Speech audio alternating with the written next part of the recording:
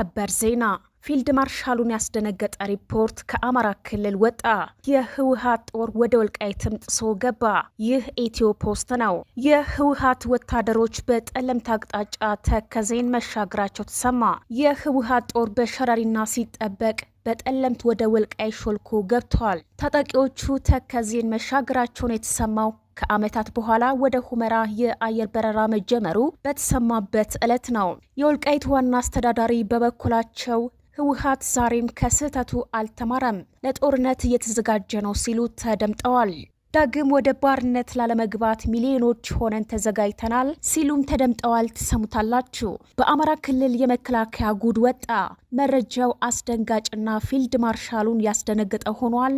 በስፋት እንቃኘዋለን። የጀነራሎቹ ዛቻ አስደንግጦናል፣ ግራም አጋብቶናል ሲሉ ሻዕቢያ ተናገረ።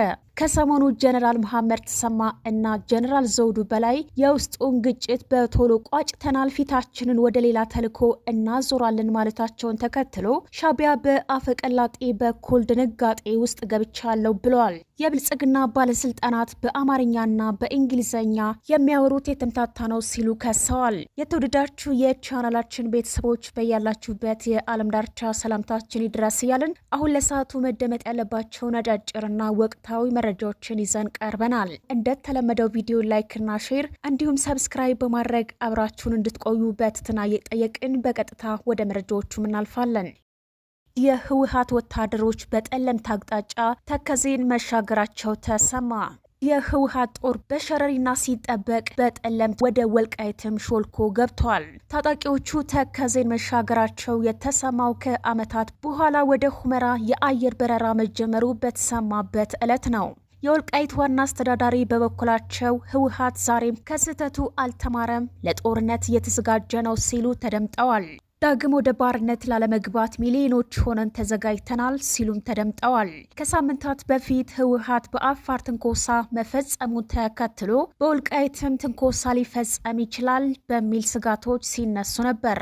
ይህን ተከትሎም የወልቃይት ጦር በተጠንቀቅ ሆኖ ሁኔታዎችን እየተከታተለ እንደሚገኝ መረጃዎችም ሲወጡ ነበር። በትላንትናው ዕለትም በተሰራጨው መረጃ ደግሞ የህወሓት ወታደሮች ተከዜን መሻገራቸውን የሚገልጽ መረጃ ወጥቷል። በጠለምት ዋልድባ ገዳም በኩል ተከዜን ተሻግሯል የተባለው ጦር በኮማንደር ሀጎስ የሚመራው እንደሆነ መረጃዎችም አመላክተዋል።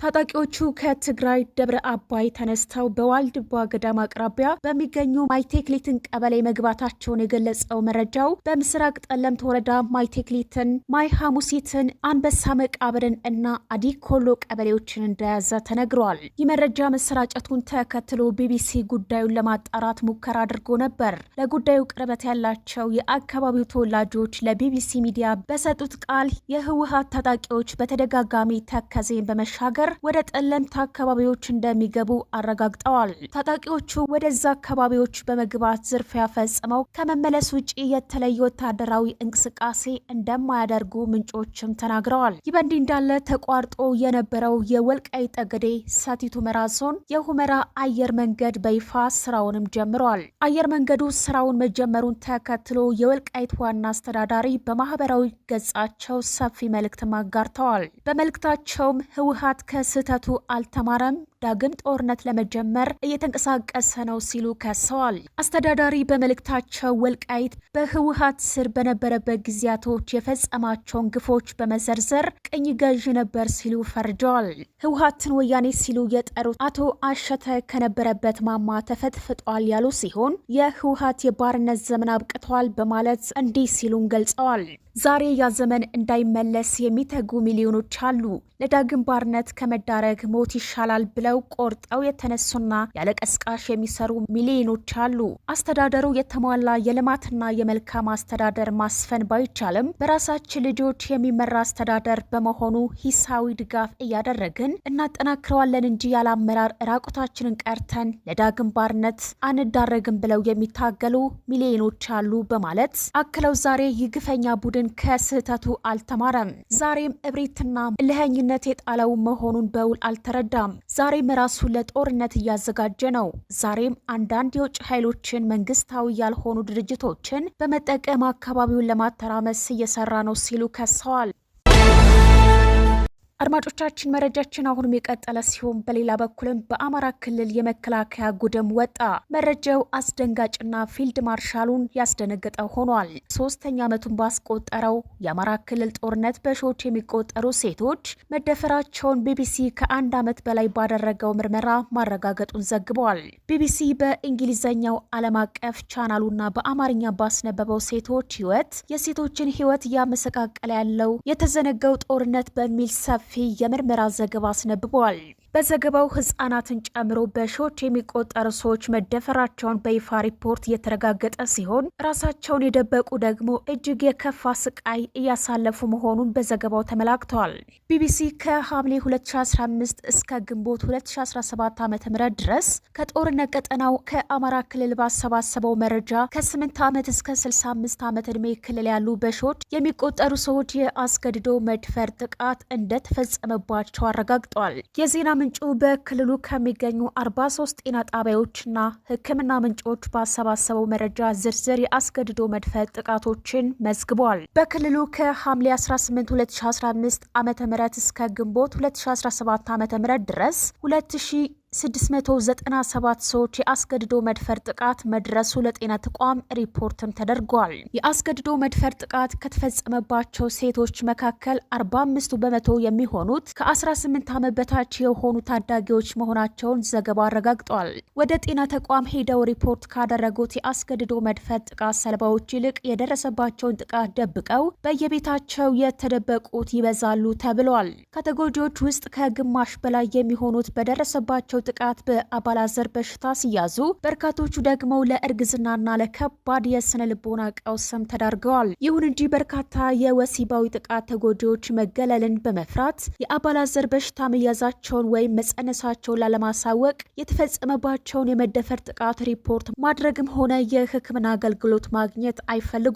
የጥቃቶቹ በተፋላሚ ኃይሎች የሚፈጸመው መሆናቸውን የተገለጸ ቢሆንም ከፋኖ ታጣቂዎች በበለጠ የመንግስት ወታደሮች የፈጸሙት እንደሚበልጥ ዘገባው አመላክተዋል። አብዛኞቹ ሪፖርቶች መጠነ ሰፊ የአስገድዶ መድፈር ጥቃት የሚፈጸሙት በመንግስታት ወታደሮች መሆናቸውን ማረጋገጡን የጤና ባለሙያዎችም ገልጸዋል።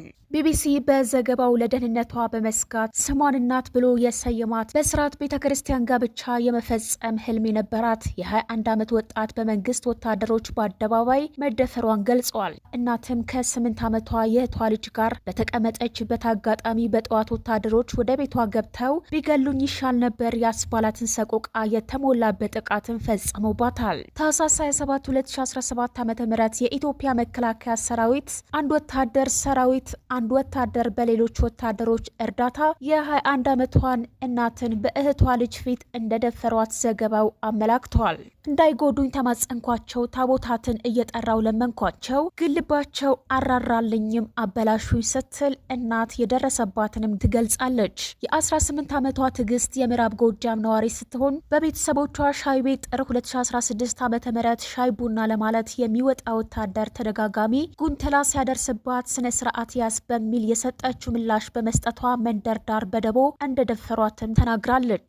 የእናት የትዕግስት በወታደሮች አስገድዶ መደፈር ታሪክ በየቤታቸው የተደበቁ በሺዎች የሚቆጠሩ ሴቶች ህይወት ነው። የሰብአዊ መብት ተቋማት ይሁን ሚዲያዎች እንዳይገቡ በተከለከሉበት አማራ ክልል በሰላማዊ ዜጎች ላይ ከጅምላ ግድያ እስከ ጅምላ አስገድዶ መድፈር በየአካባቢው እየተፈጸመ ነው። ገለልተኛ መገናኛ ብዙሃን በክልሉ ያለው ጦርነት ለመዝገብ በተጣለባቸው ክልከላና ገደብ ምክንያት ወደ ክልሉ መግባት አይችሉም። የቢቢሲ የናይሮቢ ጋዜጠኞች ቡድን የአስገድዶ መድፈር ጥቃት ተጎጂዎችና የጤና ባለሙያዎችን በማነጋገር ቀውሱ በሰብአዊነት ላይ እያሳረፈ ያለውን ጠባሳ ለዓለምም አጋልጧል።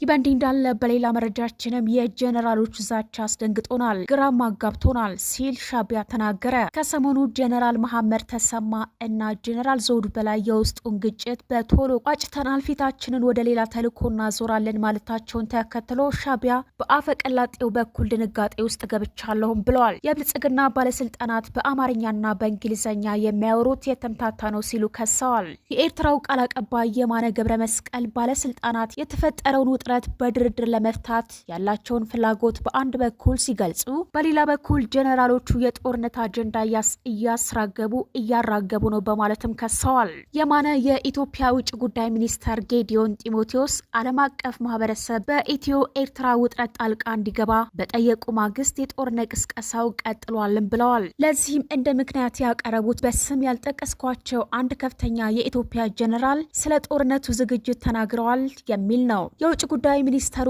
ዓለም አቀፍ ማህበረሰብ ጣልቃ ገብቶ ጫና እንዲፈጥር ጥሪ ካቀረቡ በኋላ በስም ያልተጠቀሱት ጀነራል መከላከያ ትልቅ ተልዕኮ እየተዘጋጀ እንደሆነ መናገራቸውን ጠቅሰዋል።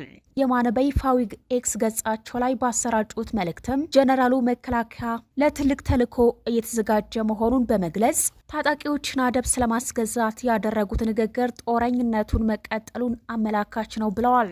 የገዢው ብልጽግና ከፍተኛ የፖለቲካና የጦር ባለስልጣናት በየአጋጣሚው በሚስጥራዊና በግልጽ በሆነ መልኩ የሚያስተላልፉት መልእክት የጦርነት ፈላጊ አጀንዳ ነው ብለዋል። የማነ በመልእክታቸው የጀነራሉ ንግግር በእርግጥም የብልጽግና ባለስልጣናት የጦርነት አዛቤ መቀጠሉን የሚያረጋግጥ ነው ብለዋል።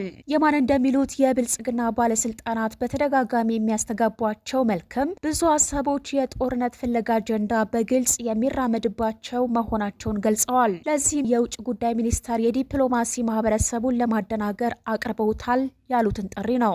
የውጭ ጉዳይ ሚኒስተሩ ጌዲዮን ኢትዮጵያ ከኤርትራ ጋር የገባችበትን ውጥረት በድርድር ለማርገብ ዝግጁ መሆኗን መግለጻቸው ይታወሳል። ጌዲዮን ለዓለም አቀፍ ማህበረሰብ የድርድር ጥሪ ካቀረቡ በኋላ እንደነ ጀነራል መሐመድ ተሰማ ያሉ ከፍተኛ የጦር አመራሮች መከላከያ ሌላ ተልዕኮ እንዳለው የገለጹ ነው። ጀነራል መሐመድ ተሰማ ከሰሞኑ በጎጃም ግንባር ተገኝተው ባደረጉት ንግግር ሰራዊቱ የታጠቁ ኃይሎችን አጥፍቶ ፊቱን ወደ ውጭ ኃይሎች እንደሚያዞር ተናግረዋል። ምንም እንኳን ውጭ ኃይሎች በስም ባይጠቀሱም ኤርትራ ቀዳማዊ መሆኗን የጀነራሉ አውዳዊ ንግግርም ይህን አሁን ያለው ነባራዊ ሁኔታም ያመላክታል። የተወደዳችሁ የቻናላችን አድማጭ ተከታታዮቻችን ለዛሬ ያዝንላችሁ መረጃዎች እነዚህ ናቸው። ቻናሉን ሰብስክራይብ፣ ቪዲዮ ላይክ እና ሼር በማድረግ ቤተሰብ እንድትሆኑ በአክብሮት እንጠይቃለን። ጤና ይስጥልን።